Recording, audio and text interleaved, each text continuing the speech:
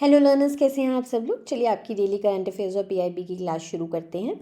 सबसे पहले अगर आप आरबीआई ग्रेड बी की, एसबीआई पीओ, आईबीपीएस पीओ किसी की भी तैयारी कर रहे हैं तो आपके लिए बेस्ट कोर्स है beginner to banker course by bankers university. इसमें आपको बेसिक से स्टार्ट करके एडवांस लेवल तक की क्लासेस मिल जाती हैं। पर्सनल गाइडेंस मिलती है आशुतोष सर द्वारा। सिलेबस आपका कवर होगा सारा, उसके नोट्स, आपको प्रैक्टिस मटेरियल सब मिलेगा और आपको डाउट क्लियरेंस सपोर्ट भी हमारी रजिस्टर्ड ईमेल आईडी पर मिलता है। इस कोर्स को लेने का लिंक डिस्क्रिप्शन में मिला है, जल्दी जाइए और पढ़ाई शुरू कीजिए। अब आप पूछेंगे है कितने का, तो 2 वर्जन्स में है, standard and pro. Standard version सारा ऑनलाइन रहता है, 4899 रुपीज़ का है और ये डिस्काउंटेड प्राइस ही है ऑलरेडी। देन प्रो वर्जन है, इसमें सब ऑनलाइन तो रहेगा, प्लस आपको आरबीआई ग्रेड बी की फेज़ 2 की बुक्स होम डिलीवर्ड होती है। 8499 रुपीज़ इसका डिस्काउंटेड प्राइस है। चलिए आज की न्यूज़ है, मॉनेटरी पॉलिसी कमेटी मीटिंग हुई है आपकी। देखिए 8 अप्रैल 2026 को ये हुई है। बहुत इंपॉर्टेंट न्यूज़ होती है। आरबीआई की ही एक कमेटी है एंड ये फर्स्ट बाई मंथली मीटिंग हुई है फाइनेंशियल ईयर 26-27 की। तो हर 2 महीने में एक बार ये मीटिंग होती है। तो आपके गवर्नर इसके चेयरपर्सन होते हैं आरबीआई के, और ये लोग मिलते हैं, 6 लोग होते हैं इस मीटिंग में और इस कमेटी में, और वो लोग मिलकर डिसाइड करते हैं कि जो आपके रेट्स हैं, रेपो रेट हैं, इन सबको, बैंक रेट को क्या हमें चेंज करना चाहिए। सब कुछ किस लिए होता है, इन्फ्लेशन को कम या ज़्यादा करने के लिए इकोनॉमी में। इस बार उन्होंने क्या डिसीजंस लिए हैं, तो आपके पॉलिसी रेट्स क्या रहेंगे। तो उन लोगों ने डिसाइड किया है कि आपके बेंचमार्क रेट्स को अनचेंज रखा जाएगा। जो पिछली बार मीटिंग में उन्होंने डिसाइड किया था वही रहेंगे। तो रेपो रेट आपका 5.25% रहेगा, स्टैंडिंग डिपॉजिट फैसिलिटी का 5%, आपकी मार्जिनल स्टैंडिंग फैसिलिटी का 5.50, बैंक रेट का भी 5.50, वो सेम होता है एमएसएफ जितना। और पॉलिसी स्टैंस इस बार कमेटी ने अपना न्यूट्रल रखा है। वो अभी वेट एंड वॉच अप्रोच रखेंगे। वो देखेंगे कि किस तरफ इकोनॉमी जाती है और क्या उन्हें गोइंग फॉरवर्ड डिसीजन लेना है। आपके जो है, आपको देखो जब भी एग्ज़ाम होगा ना, लेटेस्ट जो भी मॉनेटरी पॉलिसी कमेटी होगी उसकी ये रिपोर्ट ज़रूर पढ़ के जाना कि उन्होंने ये रेट्स क्या रखे हैं। आपको क्वेश्चन डायरेक्टली पूछ लेते हैं पेपर में। चलिए इसके साथ साथ जो मीटिंग हुई है उसमें उन्होंने कुछ प्रोजेक्शंस भी दिए हैं नेक्स्ट ईयर के, आपके फाइनेंशियल ईयर के। जीडीपी का उन्होंने प्रोजेक्शन दिया है कि आपका नेक्स्ट फाइनेंशियल ईयर में 6.9% से ग्रो करेगा हमारा। एंड सीपीआई यानी कि आपका कंज्यूमर प्राइस इंडेक्स इन्फ्लेशन जो है वो आपका 4.6% से ग्रो करेगा नेक्स्ट ईयर। तो देखो ये जो कमेटी है ना, इसको इन्फ्लेशन को 2 to 6% की विंडो में रखना होता है। वैसे इनको टारगेट होता है 4% का, उसमें एक विंडो दी होती है ±2% उससे हो सकता है। तो इसलिए 2 to 6% की सीपीआई की विंडो है, इसी में इन्फ्लेशन को रखना होता है एमपीसी को। चलिए और इसके साथ साथ जो आपका पहली बार है आरबीआई ने कोर इन्फ्लेशन की भी प्रोजेक्शन दी है इस कमेटी ने। कोर इन्फ्लेशन क्या होता है, देखो जो हमारा कंज्यूमर इन्फ्लेशन है ना, उसमें आपकी सारी जो भी बास्केट ऑफ गुड्स है, जो भी मुझे अपने रोज़मर्रा की ज़िंदगी जीने के लिए सब आएगा, फूड भी आएगा, फ्यूल भी आएगा, सब आएगा। कोर इन्फ्लेशन में ना आपकी वो वाली चीज़ें नहीं इंक्लूड होती है जिनका प्राइस एकदम से ऊपर नीचे बहुत जल्दी जाता है, बहुत वॉलेटाइल होती हैं। जो उसमें आपकी 2 चीज़ें होती है, खाना, फूड और फ्यूल। तो उसको हटा के आपका कोर इन्फ्लेशन कैलकुलेट किया जाता है और उसकी एक्सपेक्टेशन नेक्स्ट ईयर की आपकी दी है आरबीआई ने, यानी कि एमपीसी ने 4.4%। चलिए इसके साथ साथ और क्या हाइलाइट्स हैं आपकी इस कमेटी रिपोर्ट के।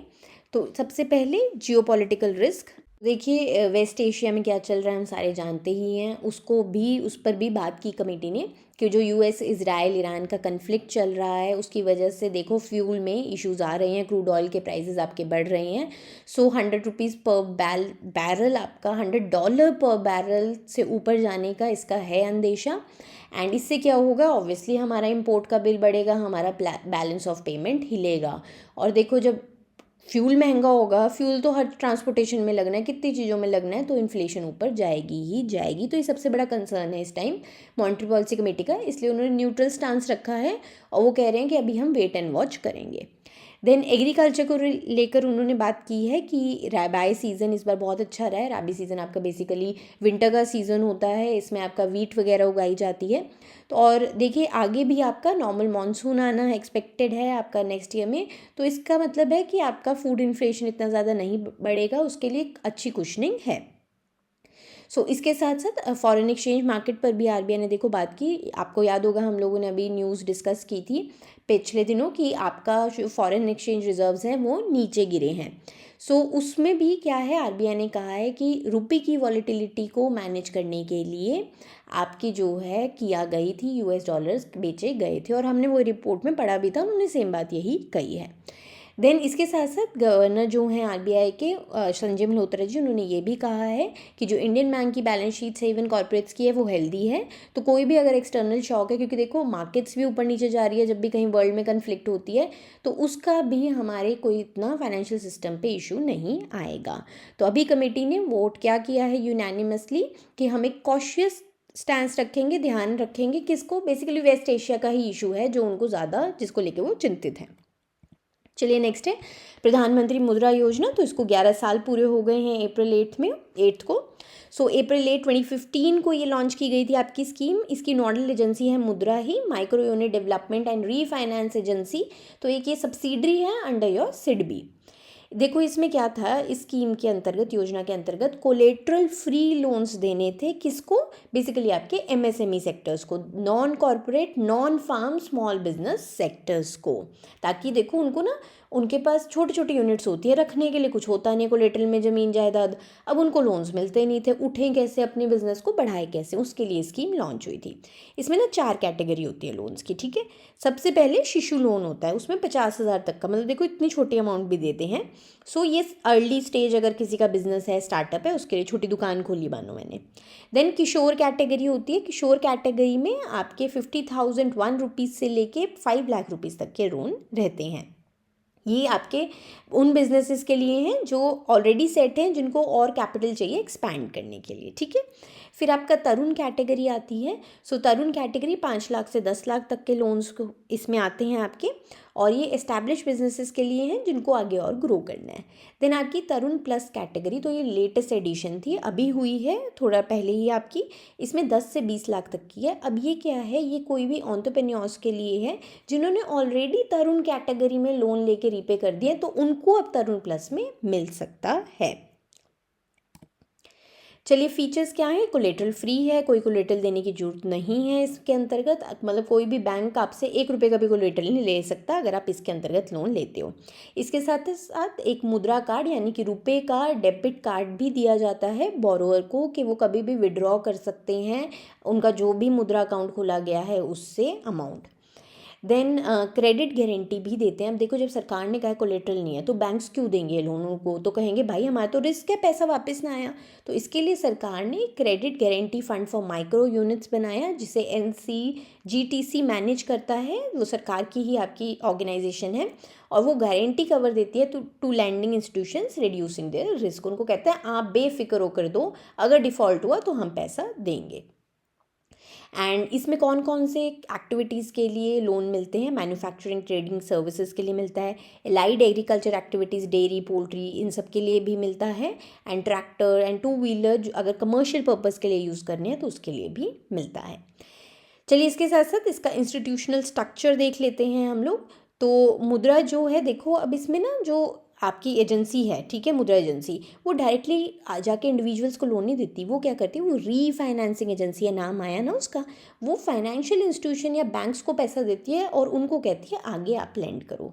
तो वो इसमें कौन कौन से होंगे आपके, public and private sector banks, RRBs, small finance bank, micro finance institutions and NBFCs, ये सब दे सकते हैं।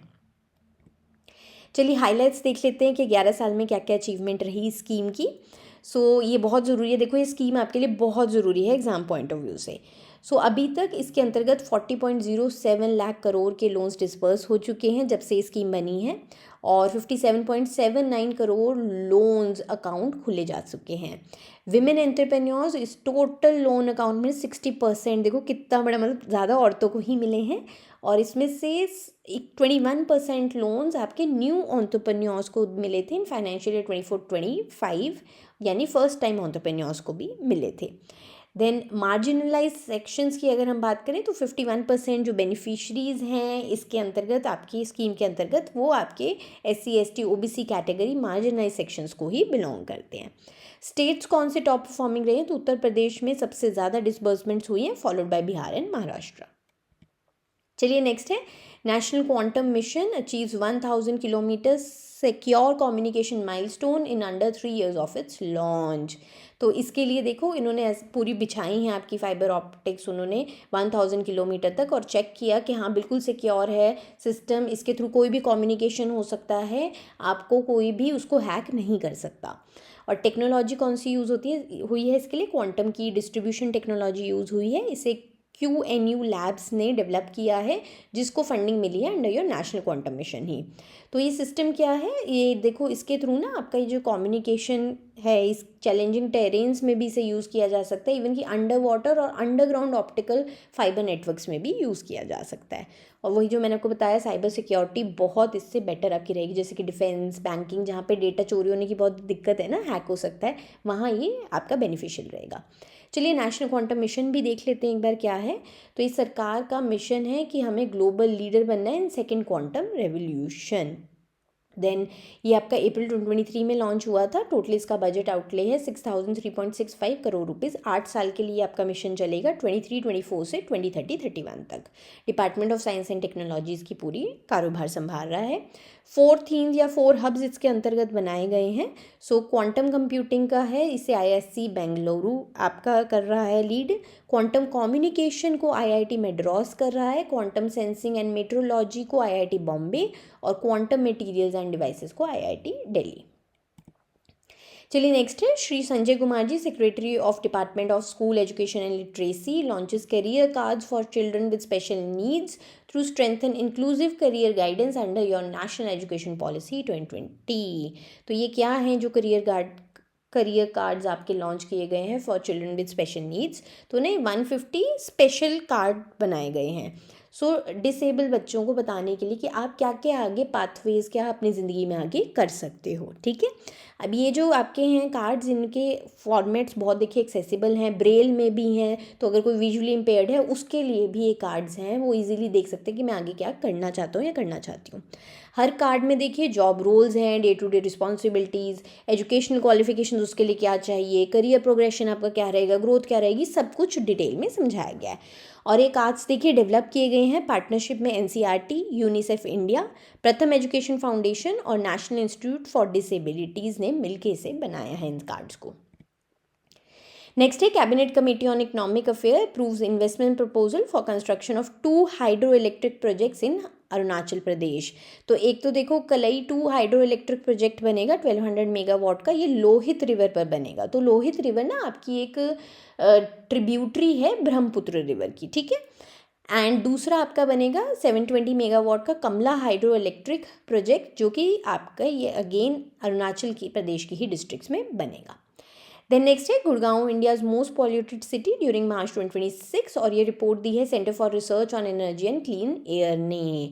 तो ये रैंकिंग्स ना आपकी निकलती है PM 2.5, सो पर्टिकुलेट मैटर 2.5 के कंसनट्रेशन लेवल्स हवा में क्या थे, क्योंकि ना ये क्या होता है, ये जो आपका PM 2.5 होता है ना, ये लंग्स में जाके ना चिपक जाता है, और मतलब समझ रहे हो ना कि अगर वो फिल्टर है ना, जैसे कि हमारा फिल्टर होता है, फिल्टर पे गंद चिपक जाए तो उसको वैसे ही लंग्स पे अंदर जाके आपके हार्म करता है, थोड़े बड़े होते हैं इसके ना पार्ट्स आपके। देन हरियाणा क्लस्टर जो है उसका सबसे बुरे हाल रहे हैं। सो हरियाणा में टॉप 10 में से 4 सिटीज़ इसी में ही है मोस्ट पॉल्यूटेड इंडिया में। इसके साथ साथ 9 आउट ऑफ 24 मॉनिटर्ड सिटीज़ है ना जो हरियाणा की, उनका national ambient air quality standards में भी बुरा हाल निकला है।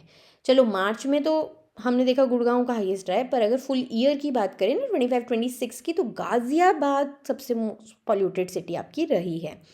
अब देखो 220 आपकी ना 251 टोटल मॉनिटर्ड सिटीज़ हैं इंडिया में। 220 उसमें से जो हैं उनमें इंडिया की तो डेली लिमिट ठीक है, लेकिन ना अगर हम लोग ये WHO की गाइडलाइन देखें ना, जो वर्ल्ड ओवर, इंडिया ने तो चलो अपनी लिमिट बना ली क्योंकि यहाँ पॉल्यूशन ज़्यादा है, पर WHO की अगर लिमिट देखें ना तो सिर्फ 3 सिटीज़ हैं जहाँ पे लिमिट मीट होती है। मतलब देखो इतना ज़्यादा एयर क्वालिटी का बुरा हाल है। देन गुड़गांव में रीजंस क्या बताए गए जा रहे हैं पॉल्यूशन के, हैवी कंस्ट्रक्शन एक्टिविटी की वजह से, रोड का डस्ट है, एंड मीट्रोलॉजिकल कंडीशंस भी स्टैग्नेंट है। Then India rank 3rd globally in renewable energy installed capacity. तो ये आपका IRENA renewable energy statistics 2026 launch हुए हैं, उसने इस बात को कंफर्म किया है। तो हमने ब्राज़ील को सरपास कर दिया है, और अब क्या है, चाइना आपका नंबर 1 है, USA नंबर 2 है, और हम नंबर 3rd हो गए हैं। टोटल आपकी नॉन फॉसिल फ्यूल कैपेसिटी हमारी इस टाइम इंडिया में इंस्टॉल्ड है 283.46 गीगावाट। तो नॉन फॉसिल में बेसिकली आपके रिन्यूएबल एनर्जी प्लस न्यूक्लियर दोनों आते हैं। अगर मैं सिर्फ रिन्यूएबल एनर्जी की बात करूँ तो वो है 274.68 गीगावाट, और 2030 तक हमें 500 गीगावाट करनी है। देन नेक्स्ट है आपका national highway authority of India to develop NHAI Arogya Van thematic medicinal tree plantations on vacant land parcels along your national highways. तो 11 स्टेट एंड रीजन्स इन्होंने मार्क किए हैं कि कहाँ कहाँ ये किया जाएगा, आप रीड कर लीजिएगा लिस्ट। एंड कौन कौन से देखो ये पेड़ लगाएंगे, तो मेडिसिनल प्रॉपर्टीज़ वाली 36 स्पीशीज़ चुनी है इन्होंने, नीम, आंवला, इमली, जामुन, ऐसे। नेक्स्ट है India Egypt joint special forces exercise cyclone हो रही है। सबसे पहला एडिशन आपका इसका ना 2023 में हुआ था जैसलमेर राजस्थान में, और अब जो करंट है आपका 2026 में वो ये 4th एडिशन हो रहा है। और ये कहाँ पर होगा आपका 4th वाला, एंसस इजिप्ट में आपका कंडक्ट होगा, ठीक है। अप्रैल 9 से 17 चलेगा। इसमें आपकी इंडियन कंटिजेंट जाती है स्पेशल फोर्सेस की, और इजिप्शियन स्पेशल फोर्सेस की होती है। नेक्स्ट है INS Sudarshini depart Sete France after participation in Escale a Sete 2026। तो ये एक ना मैरीटाइम फेस्टिवल की तरह होता है जो फ्रांस में होता है, ठीक है। और ये फर्स्ट टाइम है कि कोई इंडियन नेवल शिप ने इतने मेजर इंटरनेशनल मैरीटाइम फेस्टिवल में पार्ट लिया है, ठीक है। अब देखो ये क्या है, ये जो शिप है ना, ये एक तरह से आपका कल्चरल डिप्लोमेसी एक उस पर ना वॉयज पे निकली हुई है। फ्लोटिंग एम्बेसडर इसको नाम दिया गया है कि हर जगह जाके देखो डिप्लोमेटिक रिलेशंस कंट्रीज़ में बेटर कर रही है।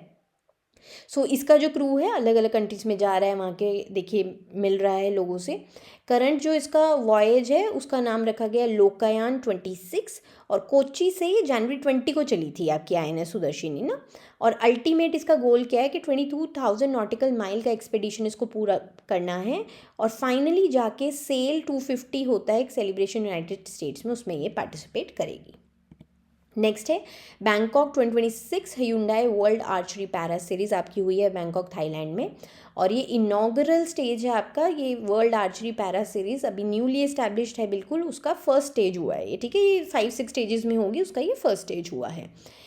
देन इंडिया जो है देखिए इसमें फर्स्ट रैंक रहा है इन ओवरऑल मेडल टैली, बहुत अच्छी बात है ये हमारे लिए। तो हमें टोटल 16 मेडल्स आए हैं, जिसमें से 7 गोल्ड हैं, 5 सिल्वर, 4 ब्रॉन्ज। तो अगर आप गोल्ड में बात करें तो पायल नाग जी ने देखिए बहुत 18 साल की हैं सिर्फ, और इन्होंने वर्ल्ड नंबर 1 थी, तो वर्ल्ड नंबर 1 भी हमारी इंडिया की ही थी शीतल देवी जी, उनको डिफीट कर दिया। मतलब फिनाले में दो पायल नाग जी शीतल देवी जी के ही अगेंस्ट हुए थे, उन्होंने उन्हीं को ही डिफीट करके अब बनी हैं वो विनर। एंड इसके साथ तोमन कुमार जी को भी गोल्ड मिला है मेन कंपाउंड इंडिविजुअल टाइटल में, ऑस्ट्रेलिया को हराया उन्होंने। देन टीम इवेंट्स में विमेन टीम में शीतल देवी एंड पायल नाग जी को मिला है गोल्ड, एंड मिक्स टीम में शीतल देवी एंड तोमन कुमार जी को। Then recurve and W1 categories की अगर मैं बात करूँ तो उसमें भावना जी को गोल्ड मिला है, और विजय सुंडी जी को मिला है अलॉन्ग विद हरविंदर सिंह जी।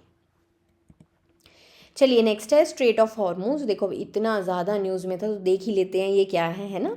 तो एक बार मैप में भी देख लो स्ट्रेट ऑफ हॉर्मूज कहाँ है। तो आप देख पा रहे होगे स्ट्रेट ऑफ हॉर्मूज, तो इसके आपको ईरान दिख रहा होगा ऊपर की तरफ है ना, नीचे आपको ये सारी कंट्रीज दिख रही हैं, ओमान, UAE, कतर, बहरीन, है ना, ये सब क्या है, कुवैत, यही जहाँ से तो सारा ऑयल आता है, ये जो पर्शियन गल्फ है, इसीलिए तो इतना क्यों स्ट्रेट ऑफ हॉर्मूज को लेके दिक्कत हो रही है। और देखो ये ना छोटा सा नेक है, देख पा रहे हो, छोटी सी ये जगह है, ठीक है। और ये सारा आप देख पा रहे होगे कि ईरान के या ओमान के यहाँ से दिखता है, ओमान तो जरा छोटा सा इसको टच हो रहा है, मेजरली ईरान का बंदर अब्बास पोर्ट इसको यहाँ पर आपको दिख रहा होगा, टच हो रहा है ना। देन आपका गल्फ ऑफ ओमान आ जाता है, फिर आपका अरेबियन सी, और अरेबियन सी के बाद हमें पता है इंडिया को आके टच होता है। ये इसकी आपकी पोजीशनिंग है स्ट्रेट ऑफ हॉर्मूज, तभी इसको इतना देखिए तवज्जो मिलता है, क्योंकि ऑयल मेजरली यहाँ से फ्लो करता है, और छोटी सी जगह है, ऑब्वियसली ईरान ही पूरा इसको कहीं ना कहीं ओवरसी कर रहा है। चलिए अभी इतना इम्पॉर्टेंट क्यों है। एनर्जी लाइफलाइन, ऑयल आपके जो मेजर ऑयल प्रोड्यूसर्स हैं पूरे वर्ल्ड के, Saudi Arabia, UAE, Iraq, Kuwait, Qatar, सबको उसी तरफ से ही ऑलमोस्ट ऑयल सबका जाता है, ठीक है। क्योंकि चलो सऊदी अरेबिया के पास भी अलग से जगहें होंगी, पोर्ट इधर उधर के लग जाएंगी, पर इनके पास कहाँ है, कुवैत, कतर कहाँ जाएंगे, ऑप्शन ही नहीं है इराक के पास। 20 to 25% वर्ल्ड का टोटल जो ऑयल है, और 20% ऑफ LNG वो इसी नैरो स्ट्रिप के थ्रू पास होती है। एंड ये रूट को कोई बाईपास ऑप्शन अवेलेबल नहीं है, वो तो हमें दिख ही रहा है, लैंड से कहाँ से लाओगे, है ना। देखो कुछ पाइपलाइंस बिछाने की कोशिश की गई हैं, पर उस पाइपलाइंस के थ्रू बहुत छोटा फ्रैक्शन जा सकता है। देन अब क्या है, अगर इसमें कुछ भी होता है ना, एनर्जी नहीं पास हो पाती है, कोई भी दिक्कत आती है, उससे क्या होगा, आपके ऑयल प्राइसेस बढ़ेंगे। ऑयल प्राइस बढ़ता है तो हर जगह इन्फ्लेशन है, हमने देखा ना अभी एमपीसी कमेटी में भी। और इसके बंद होने की वजह से $125 पर बैरल तक आपका प्राइस एलिवेट हुआ है। देन आपका क्या है, ये जो रीजन है, देखो अब ऑयल से बढ़ के मैं बात करूँ तो फर्टिलाइजर्स के लिए यूरिया और अमोनिया भी यहीं से आता है 30%। तो मतलब देखो फूड सिक्योरिटी की भी बात हो जाएगी अगर ये आपकी बंद होती है। देन इंडिया की अगर मैं डिपेंडेंसी की बात करूँ तो 40% जो क्रूड ऑयल के इम्पोर्ट्स हैं हमारे, और 50% एलएनजी जो कतर से ही आती है, वो सब इसी स्ट्रेट के थ्रू आती है। तभी तो सिलेंडर का देखा नहीं था इतना क्राइसिस, सिलेंडर को लेके सबको दिक्कत हो गई थी। देन आपकी लास्ट न्यूज़ है, national launch of 8th Poshan Pakhwada 2026 with focus on theme maximising brain development in the first 6 years of life. तो ये आपका ministry of women and child development ने लॉन्च किया है। 8th एडिशन है, अप्रैल 9 से स्टार्ट होगा। 15 दिन का ना कैंपेन होता है जिसमें ना अलग अलग ये टॉपिक्स हर साल उठाते हैं और उसके बारे में लोगों को अवेयर करते हैं, एजुकेट करते हैं। इस बार ये बात है कि बच्चों का ना जो ब्रेन है ना 85% पहले 6 साल में डेवलप हो जाता है। तो आजकल बच्चे क्या फ़ोन्स देखने लग गए हैं, तो उतना ना वो क्रिएटिव साइड जा नहीं रहे हैं, उसके बारे में ही सारी इस बार बात की जाएगी। चलिए आपकी क्लास यहीं तक ही थी, मैं फिर रिपीट कर देती हूँ। RBI grade B, SBI PO, IBPS PO तैयारी करनी है, बिगनर टू बैंकर कोर्स, ठीक है, क्योंकि खुद क्लियर किए हुए आपको पढ़ा रहे हैं।